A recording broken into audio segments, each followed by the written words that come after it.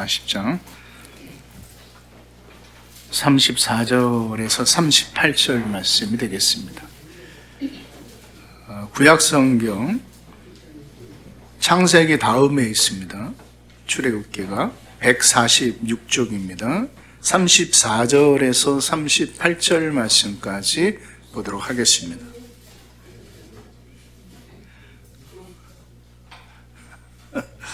자, 예.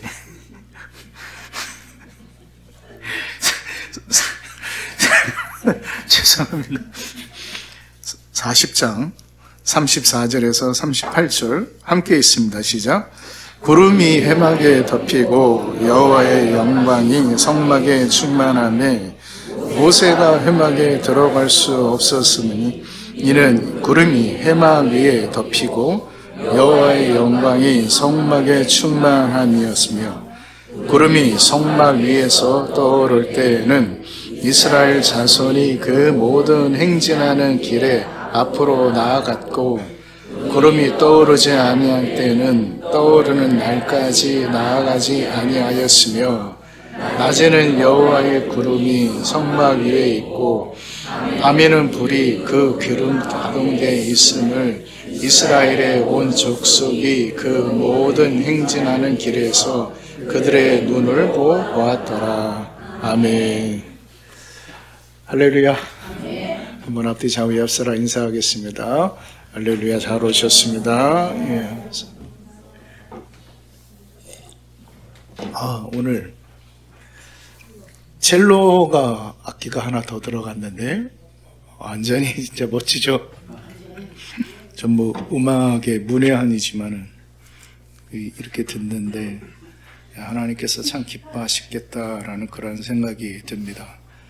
헌신해 주신 우리 정민영 자매에게 감사를 드립니다. 여러분, 우리가 예수를 믿는다라는 것, 그리고 신앙생활을 한다라는 것, 그것을 여러분 어떻게 생각하십니까?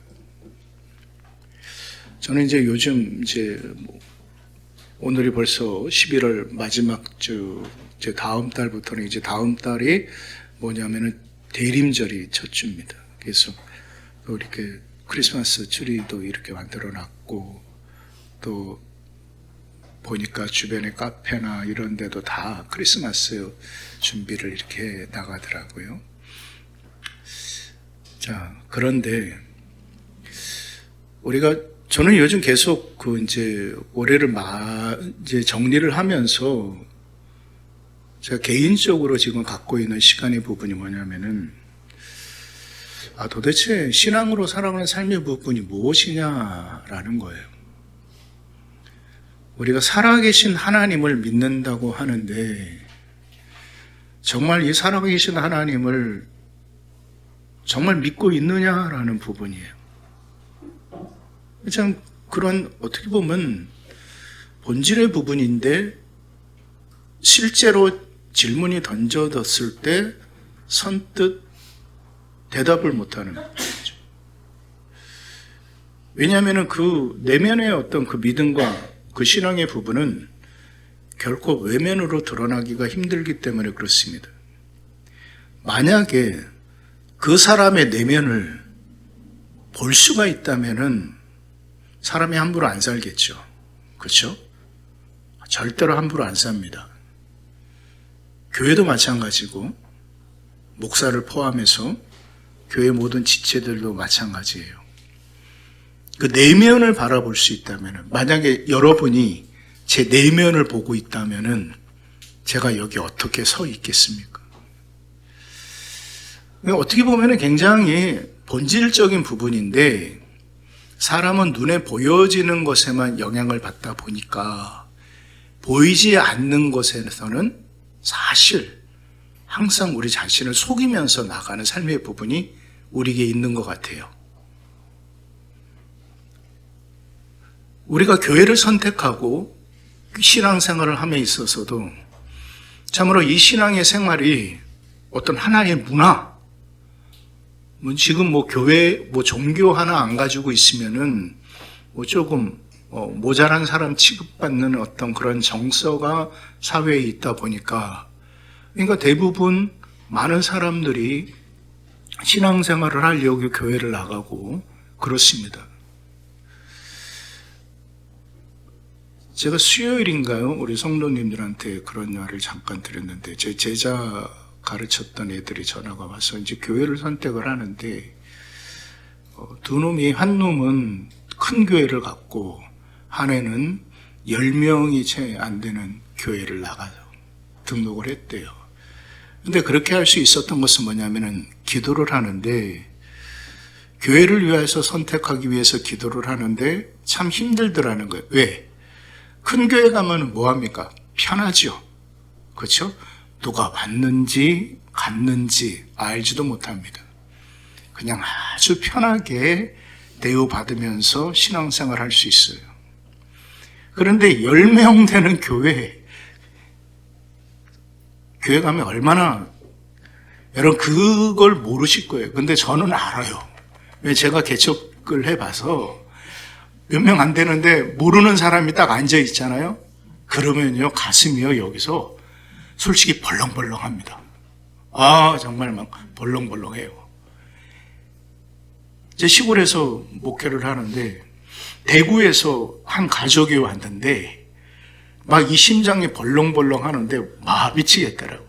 그래서 일단 신방을 갔어요. 신방을 갔는데 그분들이 이제 서점을 하였던 부부였거든요. 서점을 하였던 부부였는데 굉장히 차가워요. 왜냐하면은 교회에 대한 어떤 그런 별 안 좋은 감정이 있어서. 그런데 하도 아는 사람이 나와보라고 그러니까 나왔는데 감정이 타가워요. 근데 이분들이 한 주, 두 주 이제 계속 나오신 거예요. 그러더니 한 달이 지났나 그랬을 때 이제 등록 카드를 딱 써서 내시는데, 그걸 보는데 제가 강단에서 정말 눈물이 나더라고요. 정말 눈물 나요. 그래서 저는 그 한 영혼의 소중함을 알아요. 제가 체험을 했기 때문에 한 영혼의 소중함을 체험을 해서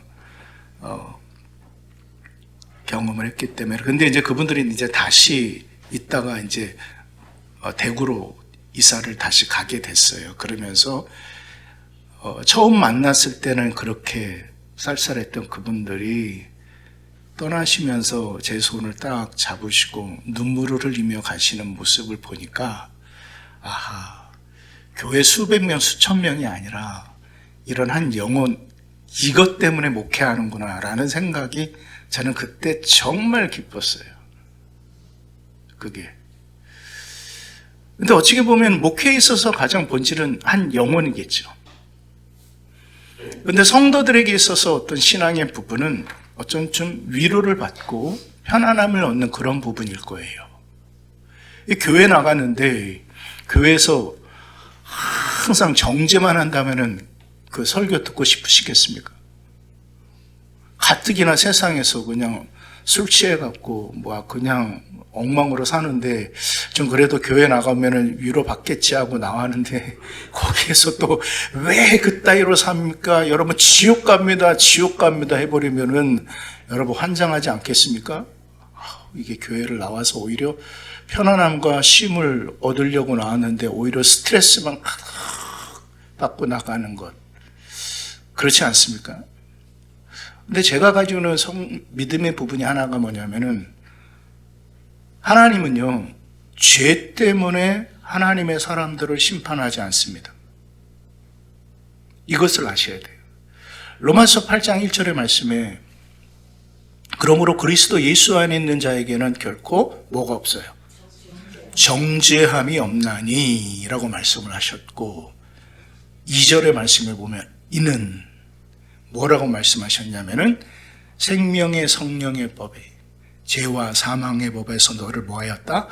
해방하였다라고 말씀하시는 거예요. 그러니까 죄로 인하여서 우리는 결코 정죄함을 받는다, 안 받는다? 안 받는다. 이것을 여러분 정확하게 믿음으로 알고 계셔야 돼요. 그러면 왜 심판을 받느냐라는 거예요.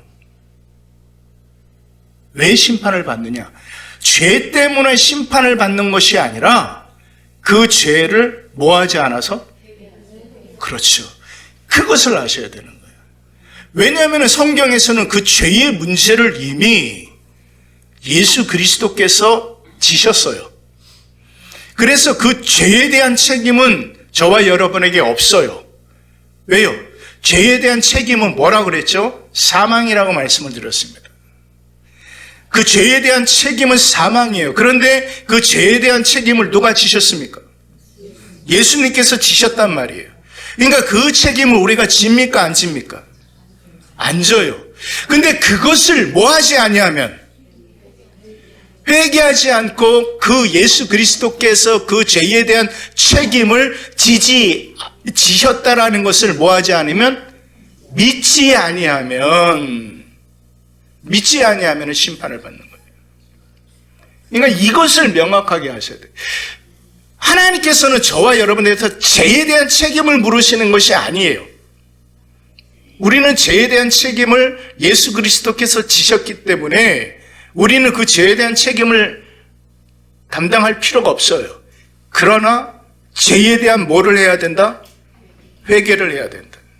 이 회개를 해야 된다. 결국 그 회개하는 심령의 부분이 중요한 거예요. 그런데 이 시대에 참된 회개가 있습니까? 없어요. 정말 참된 회개가 없어요. 그러니까 교회가 교회롭지 못한 거예요. 목사가 목사롭지 못하고 성도가 성도롭지 못한 거예요. 성도답지가 못한 거죠. 왜요? 그냥 모든 것이 다 자유함이라고 생각을 해요. 모든 것이 하나님의 은혜로 다 이루어졌다라고 얘기를 해요. 회개함이 없는데 거듭남이 어떻게 있습니까? 참된 회개의 체험이 없는데 어떻게 하나님을 알며 참된 그 하나님 앞에 죄에 대한 통회의 자복의 시간이 없었는데 어떻게 믿음의 삶의 부분을 살아갈 수 있겠습니까? 그럴 수 없다라는 거예요. 성도에게 있어서 가장 본질의 삶의 부분은 그래서 다른 것이 아니라 회개의 심령이라는 거예요. 이게 하나님께서 원하시는 상한 심령을 하나님께서는 받으시는 거예요. 여러분 마태복음 5장에 예수님께서 산상수훈의 말씀을 하셨을 때 첫 번째가 뭐였었습니까?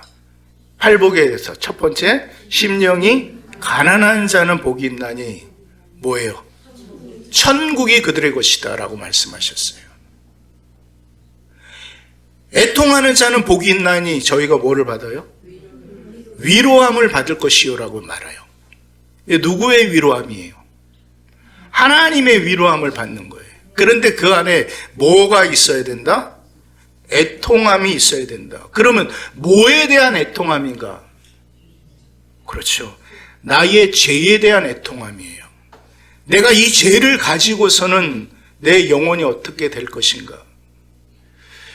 여러분, 우리가 죽음에 대한 두려움이 있습니까? 없습니까? 솔직하게 말씀하시자고요. 죽음에 대한 두려움이 있어요? 없어요? 있어요.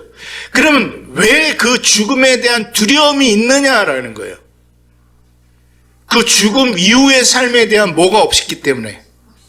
그렇죠. 확신이 없기 때문인 거예요.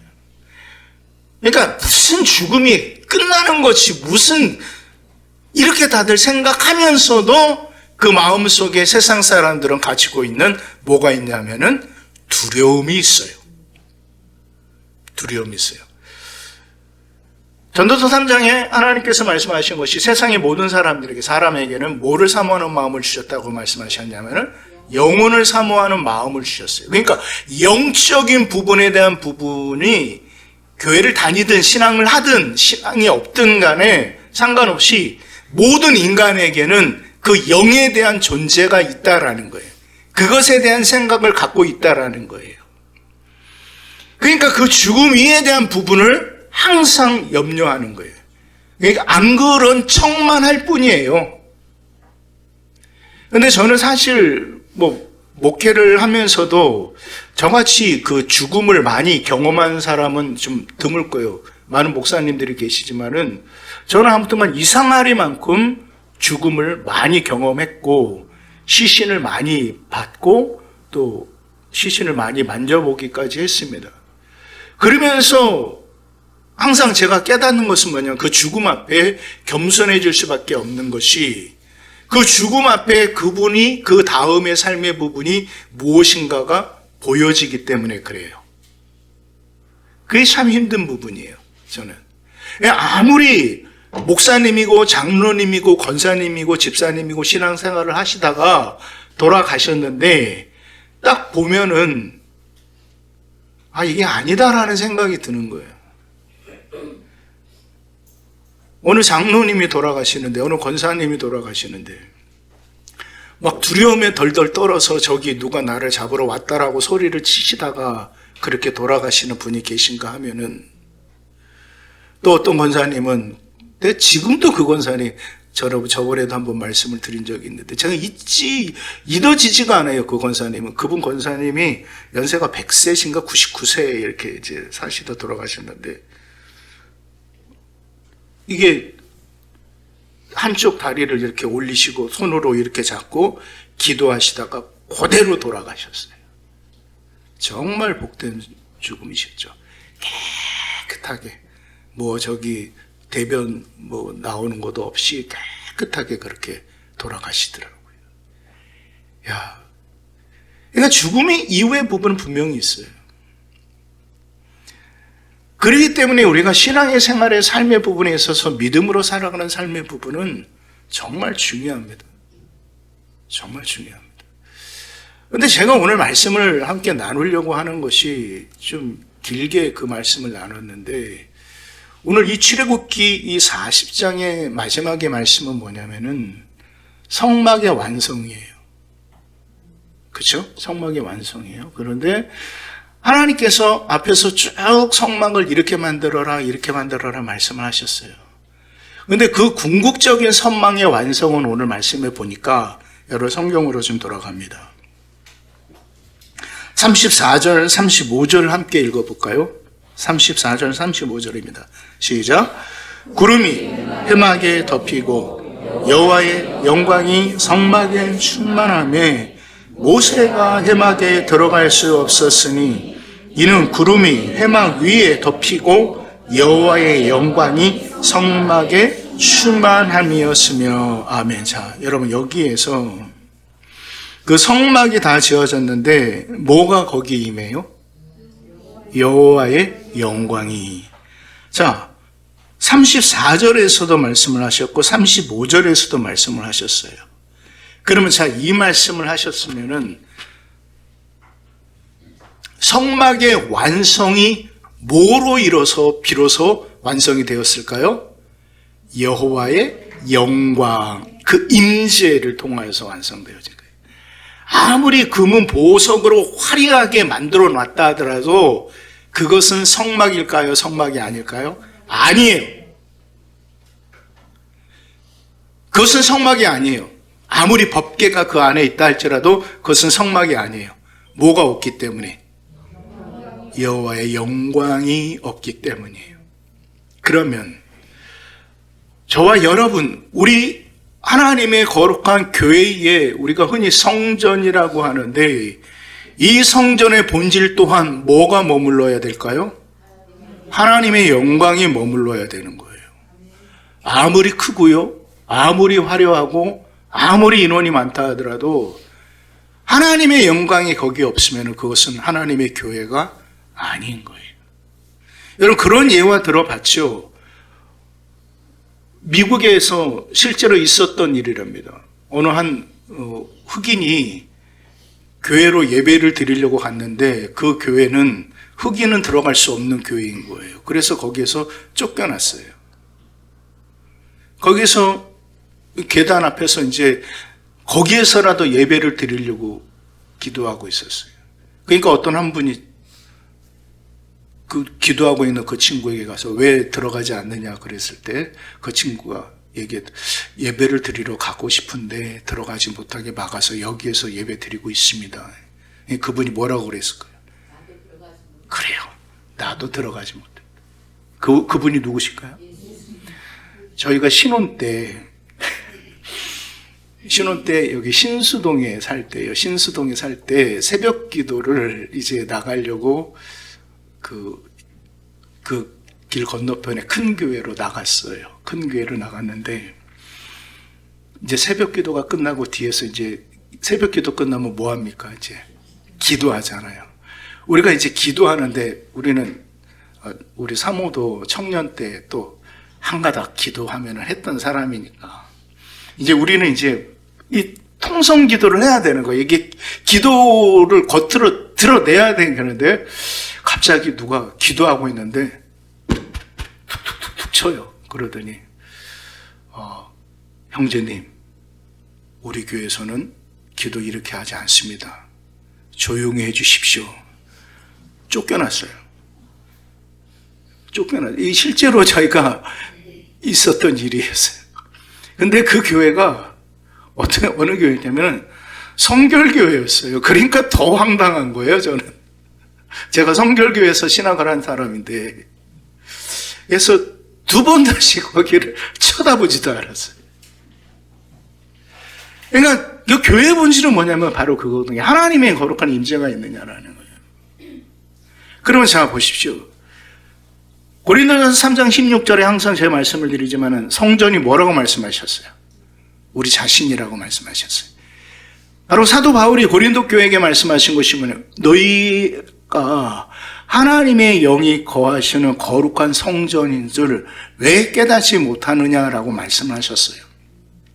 그러니까 이제 이 성막은 성전으로, 근데 그 성전에 솔로몬에 의해서 지어진 그 성전은 너무나도 아름답고 너무나도 큰 성전이었어요.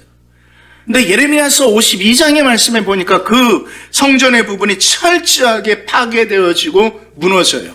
그렇죠? 그 상상도 못할 정도의 큰 어마어마한 기둥들이 무너지고 파괴되어져요.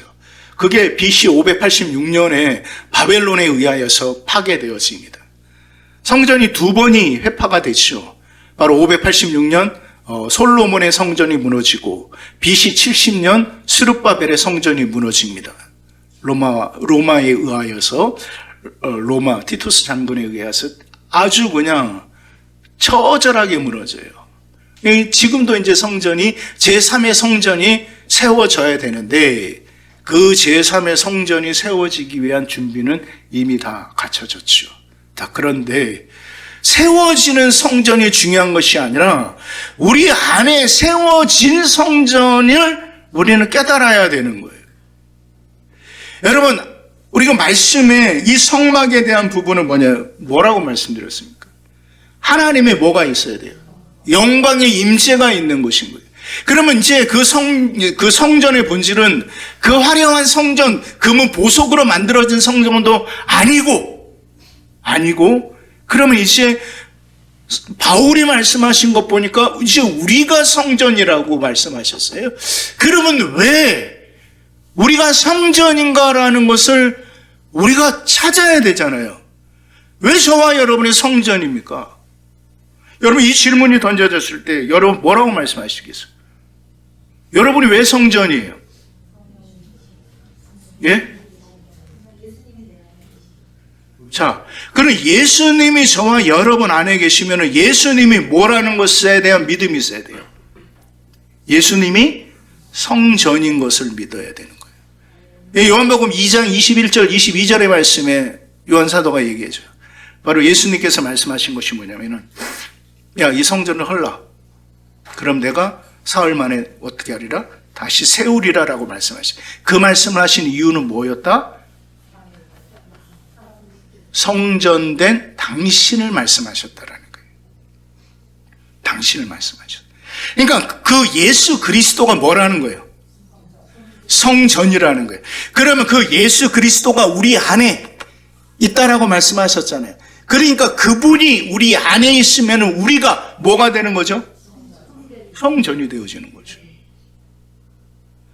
그러면 우리 안에 예수 그리스도가 있다면 우리가 참 성전이 되어지기 위한 조건이 있어요. 첫 번째, 가장 중요한 것이 그럼 무엇이겠어요? 오늘 말씀에 근거하여서 뭐가 임하여야 돼요? 하나님의 영광. 그 하나님의 임재가 저와 여러분의 삶 가운데, 내 영혼 가운데 온전히 임하여야 되는 거예요. 그래서 사도행전 2장에 마가 오순절 다락방에서 하나님께서 뭐를 보내주신 거예요?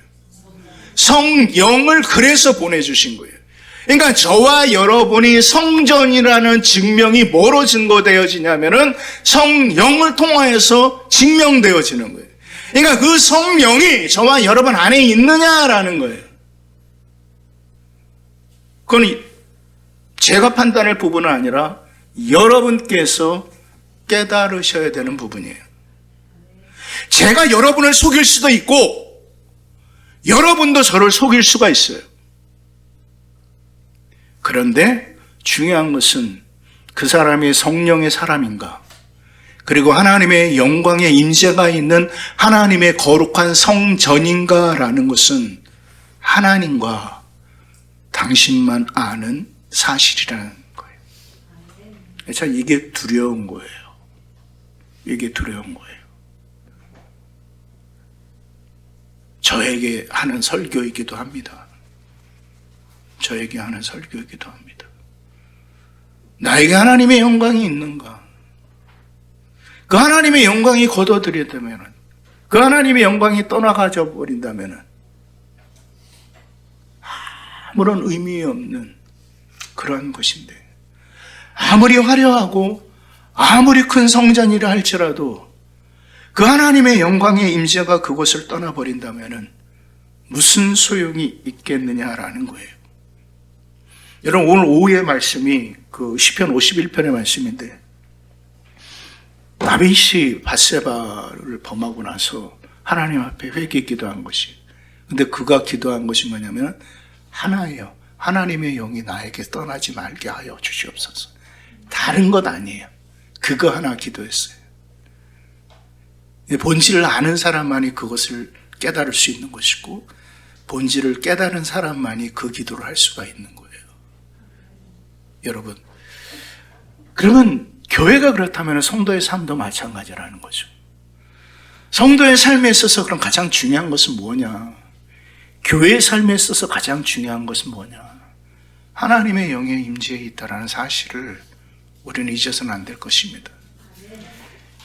예레미야를 한번 제가, 이제 예레미야가 맞춰졌어요. 52장까지 금요일 새벽으로 맞춰졌고, 오늘부터 예레미야 애가서를 다시 이제 시작을 하는데, 제가 예레미야서를 1장에서부터 52장까지 참으로 많이 읽었어요. 그러면서 하나님께서 거기에서 저에게 깨닫게 하여 주시는 그 하나님의 은혜의 부분은 뭐냐면은, 하나님께서 택하신 백성이라 할지라도, 하나님의 선민이라고 부르심을 받은 사람이라 할지라도, 그 하나님의 그 영이 떠나시면은 그 백성은 아무런 의미가 없다라는 거예요. 그들이 얼마나 철저하게, 처절하게 파멸되어지고 멸망당합니까? 마지막 왕 시드기야는 두 눈이 뽑혀집니다. 그리고 자기 눈앞에서 자기 아들들이 다 처절하게 죽임을 당합니다. 이건 세계사에서도 역사 속에 나와 있는 사실이에요. 그리고 수천 킬로가 되는 그 바벨론까지 맨발로 사슬을 메어서 끌려나가는, 거기에서 처절하게 죽임을 당하는 그러한 마지막 왕이 되었습니다. 그 백성들의 삶 또한 마찬가지였습니다. 여러분 생각해 보셨어요? 선민이라면서 왜 그 모양인가? 하나님의 백성이면서 왜 그 모양인가? 그런데 하나님의 영광이 그들에게 떠났습니다. 그 하나님의 영광이 그 성전에서 떠났습니다. 그러니 그 성전은 이방인에 의하여서 짓밟히고, 그 성전은 육신의 힘에 의하여서 파괴되어지는 것을 우리는 보게 되어진다라는 것입니다. 그럼 여기서 여러분에게 한번 질문을 저는 던져보겠습니다. 여러분, 하나님의 거룩한 성전으로서 하나님의 영광의 임재를 여러분 얼마나 사모하며 그것을 위하여서 얼마나 몸부림치시면서 살아가느냐라는 것입니다. 그 하나님의 영광이 떠났는지 안 떠났는지도 모르는 채 그저 세상의 삶에 온전히 취하여서 살아가고 있지는 않은가라는 것입니다. 그러면서 문득 저에게 깨닫게 하여 주신 하나님의 그 깨달음은 이거였습니다. 하나님의 영광이 하나님에 의하여서 떠나가셨는가? 아니면은 그 하나님의 영광을 내가 내밀었는가라는 부분이에요. 하나님의 영광이 하나님께서 그냥 떠나가셨는가? 아니면은 내가 육신의 삶에 내가 물질을 바라보고 내 삶의 지경들을 넓히고자 살아갔던 그 삶에 의하여서 내가 하나님을 외면하고, 아니 그 하나님의 영광을 오히려 저 멀리 내가 내밀어 그 하나님의 영광을 내가 쫓아내지는 아니하였는가라는 부분이 저에게 질문이 되어졌습니다. 여러분은 어떠십니까? 하나님의 영광의 임재가 성도의 본질이고 하나님의 교회의 본질이에요. 우리가 그 하나님의 영광이 떠났음에도 모르고 내가 그것을 밀어내고 있음에도 깨닫지 못한다면 우리가 어찌 하나님의 교회라고 얘기할 수가 있으며 우리가 어찌 하나님의 사람이라고 말할 수가 있겠습니까? 여러분, 이제 2024년도 한 달밖에 남지 아니하였습니다. 여러분, 지난 한 해 동안 여러분의 삶은 어떠하셨습니까? 세상의 삶에 분주하여서 이리 뛰고 저리 뛰고 하다 보니 내가 하나님과의 관계 속에서 그 하나님의 영광의 임재가 나에게 있었음에도 불구하고 내가 그것을 소홀히 하고 그것을 외면하고, 아니 오히려 그것을 내밀어 참으로 쫓아내지는 않았는가라는 생각을 한번 이해가 가기 전에 한번 되짚어 보시는 저와 여러분이 되시기를 정말 주의 이름으로 축원을 드립니다. 그렇습니다. 교회의 본질은 하나님의 영광의 임재에 있습니다. 그 어떠한 외적인 화려함도 아무리 외적인 큰 성도의 많은 수도 결코 아닙니다. 저와 여러분의 삶의 부부도 마찬가지입니다.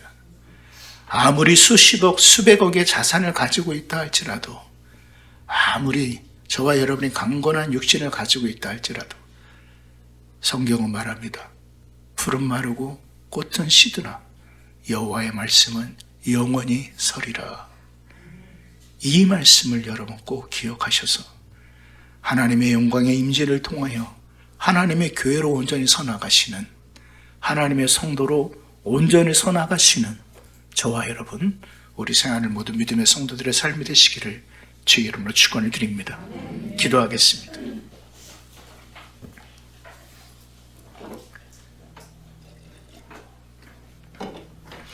이 시간에 우리 말씀을 묵상하면서 우리 좀 한 목소리로 기도했으면 좋겠습니다. 예, 그렇습니다. 여러분, 에스겔서 10장의 말씀에 보면요, 하나님의 영광에 떠난 성전을 에스겔이 기록하고 있습니다. 정말 화려했던 그 성전이었는데 그 하나님의 영광에 떠나니 이방인에 의해서 처절하게 짓밟히고 파괴되어지고 무너지는 그런 모습을 우리는 보게 되어집니다. 여러분, 지난 한 해 동안에 우리는 그런 예수 그리스도의 거룩한 성전, 몸된 성전으로 살아가는 우리는 과연 얼마나 내가 그 하나님의 영광의 임재를 통하여 살아갔는가, 아니면은 내가 하루하루 살아가는 삶의 부분이 버겁고 힘들다 보니 그것을 때로 외면하고 나 자신과 타협하고, 그리고 참으로 그 하나님의 영광을 저 멀리 내밀지는 않았는가라는 생각을 한번 해봅니다. 이 시간 우리 한 목소리를 기도할 때, 하나님, 내가 하나님의 교회로서 정말 하나님의 영의 임재를 통하여 살아가는 하나님의 사람이 되어져야 됨에도 불구하고, 하나님, 내가 무엇을 통하여 살아가고 있으며 내가 무엇을 바라보고 살아가고 있는가. 이해가 이제 한 달밖에 남지 않은 이 시점에서 하나님, 정말 하나님의 영광의 임재에 대한 본질의 교회의 삶을 살아가게 하시고 성도의 삶을 살아갈 수 있도록 하나님 도와주시옵소서. 우리 다 함께 한 목소리로 기도하며 나가겠습니다. 살아계신 아버지 하나님, 하나님의 크신 사랑과 은혜를 참으로 감사를 드립니다. 아버지 하나님, 오늘도 하나님께서 우리를 불러주시고 하나님 앞에 나아가게 하여 주시오니 감사합니다. 아버지, 이 한 시간에 정말 하나님의 교회로 성도로서 임시의 아버지의 삶을 살아가고 있는가라는 부분을 아버지 하나님이여 내가 깨닫게 하여 주시옵소서. 하나님의 교회는 아버지 안에 하나님의 영의 임재에 그 하나님의 영광의 임재를 통하여 완성되어짐을 분명히 믿습니다. 정말 우리가 마지막 때를 살아가면서 온전한 하나님의 성전을 세워나가는 것은 아버지 하나님이여 다른 것에 있는 것이 아니라 그분 보화로 채워지는 삶의 부분이 아니라 하나님의 영광의 임재의 삶에 있음을 하나님 내가 깨닫사오니 아버지 하나님, 내가 무엇을 위해서 살아갈 것이고 무엇을 구하며 살아가야 될 것인가에 대한 분명한 아버지 하나님 결단과 다짐의 삶의 부분을 아버지 하나님 온전히 세워나갈 수 있도록 우리 세하는 모든 믿음의 성도들을 붙들어 주시며 하나님 지켜 주시옵소서 믿습니다. 아버지, 이제 오늘도 정신없이 살다 보니 또 이렇게 2024년도가 한 달밖에 남지 않았네요. 아버지 하나님, 그동안 지난 한 년, 1년 동안 내가 무엇을 위하여서 살아왔는가라는 것을 이렇게 되돌아봅니다. 내가 하나님의 거룩한 성전으로서 그리고 하나님의 거룩한 성도로서 무엇을 추구하고 무엇을 바라보고 살아갔는가라는 것을 되돌아볼 때 많이 하나님 앞에 죄송스럽고 하나님 앞에 부끄럽습니다. 그럼에도 이 시간 그 하나님의 은혜를 그럼에도 불구하고 우리가 구합니다. 하나님, 우리 세하늘 모든 믿음의 성도들 여러 형편과 상황과 환경이 있기 때문에 때로 타협할 수밖에 없고 물질이 너무나도 힘들어서 마음을 빼앗길 수밖에 없었습니다. 그러나 내 삶이 그러할지라도 내 영이 바라보고 내 영이 추구하고 구해야 될 것은 아버지 하나님의 영광의 임재라는 사실을 결코 잊지 않도록 도와주시옵소서. 그래서 정말 내 안에 깊은 곳에 하나님, 정말 하나님에 대한 진실함을 끄집어내게 하여 주셔서 그 마지막 그 하나님께 온전한 진실함으로 하나님 앞에 서나갈 수 있는 우리 세하늘 모든 믿음의 성도들 되게 하여 주시옵소서. 이 예수님의 이름으로 기도합니다. 아멘. 감사합니다. 우리 찬송가 429장 부르시면서 봉헌하는 시간을 갖도록 하겠습니다.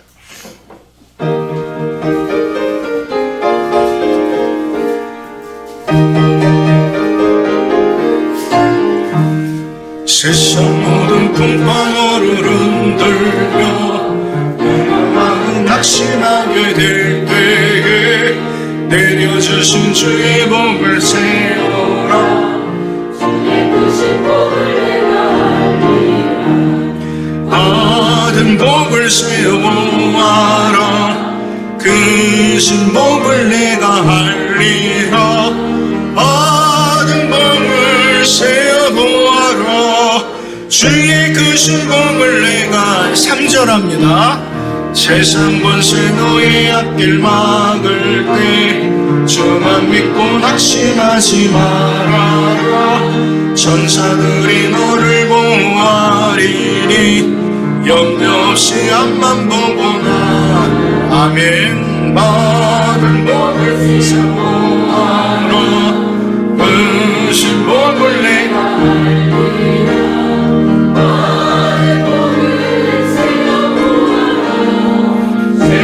크신 복을 내가 알리라. 하나님 감사하는 마음으로 예물을 하나님 앞에 봉헌합니다. 살아계신 하나님 감사합니다. 오늘도 하나님 앞에 이렇게 예배의 자리에 우리를 부르시고 또 하나님 앞에 예배하게 하여 주시오니 감사를 드립니다. 하나님, 이 시간 또 시간에 따라 하나님 앞에 봉헌하는 시간을 갖습니다. 아버지, 이 예물을 위하여서 우리 사랑하는 성도들 한 주간 최선을 다하여서 삶의 현장에서 열심히 살았고 그 삶의 현장에서 땀을 흘렸으며 때로 아버지 하나님 눈물로 참으로 하나님 앞에 나갔던 시간들을 하나님께서 기억하여 주실 줄 믿습니다. 하나님, 이 예물에 담겨져 있는 사랑하는 성도들의 땀과 그 눈물을 하나님 기억하여 주시옵소서. 바라기는 살아가는 성도들의 가정을, 그들의 자녀들을 생업의 터전과 믿음의 기업들을 하나님께서 꼭 지켜 주시옵소서. 그 모든 삶 가운데 하나님의 거룩한 뜻이 온전히 삶 가운데 이루어져 나갈 수 있도록 하나님 도와 주시옵소서. 바라옵기는 이 예물이 또 하나님의 교회와 나라를 위하여 정직하게 사용되어지게 하여 주시고 오직 아버지의 뜻 안에서 이루어져 나갈 수 있도록 도와 주시옵소서. 이 예수님의 이름으로 기도합니다. 예, 감사합니다. 또 하나님 앞에 이렇게 예배한 여러분에게 하나님의 크신 은혜가 함께 하시기를 주의 이름으로 축원드립니다. 오늘 재직회가 오후 예배에 있습니다. 2024년 마지막 재직회죠. 여러분 꼭 좀 기억하셔서 잘 참석을 해 주셨으면 좋겠습니다. 그리고 각 기관은 정기총회를 개최를 하셔서 또 새로운 일꾼들을 이렇게 뽑아주시면서 보고를 해주시면 좋겠습니다. 부탁드리고 싶은 것은 우리는 할 사람 없어요. 이러지 않으셨으면 좋겠습니다. 한 분이 되셨던 두 분이 되셨던 그러면 자꾸만 우리는 눈에 보이는 거에 영향을 받게 되어지는 거예요. 그러니까 좀 부탁을 드리겠습니다. 그리고 우리가 지난주에 뭐로 드렸죠? 추수감사절로 드렸어요. 그래서 항상 여기 있는 것을 저기 은평 천사원에 기부를 했었는데 거기는 애들이 이제 그때 가서 보니까 우리 애들보다 더 잘 먹어요. 그래서 지난주에 어디로 다 갖다 드렸냐면은 이 건너편 저기 성산국가 넘어서 그 119 소방대원들 계시는데 갖다 드렸습니다.